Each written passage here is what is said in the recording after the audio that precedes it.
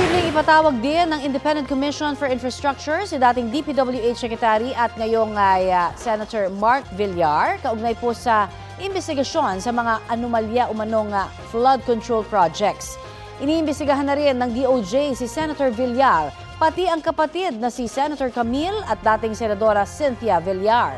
Kaugnay po yan sa nasa 18 bilyong pisong halaga na mga proyekto sa Las Piñas na nakuha ng isa nilang kaanak na kontratista. Balitang hatid ni Salima Refran. Department of Public Works and Highways Secretary si Senador Mark Villar mula 2016 hanggang 2021, Administrasyong Duterte. Sabi ngayon ni Justice Secretary Jesus Crispin Remulla, mula daw noong panahong yon, nakuha ng pinsan niya ang mga kontrata sa infrastructure project sa Las Piñas, ang baluarte ng kanyang pamilya. Because of that prohibited interest with his cousin being the contractor in Las Piñas. Mga sir, gano'ng karami? 18 billion worth of projects. 18 billion. 18.5 ang sabi sa report. But we have to flesh it out. Sabi ni Remulla, hindi lang daw flood control projects ang nakuha ng pinsan ni Villar. Lahat ng klaseng project yan. Whatever, ano maisip mo, yun na yun. Kasama yan, lahat, in the menu. From school buildings to roads to asphalt overlay to revetments, lahat yan, kasama yan.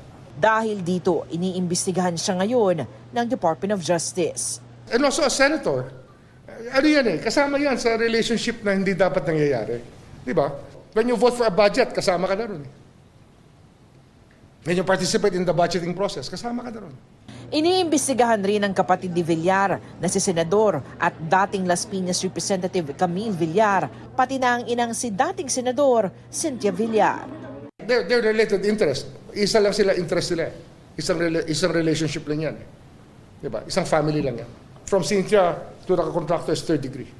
Bahagi ang investigasyon sa mga Villar sa case build-up sa mahigit 60 tinawag na kontratista o mga mambabatas na kontratista, dating kontratista o may koneksyon sa mga kontratista.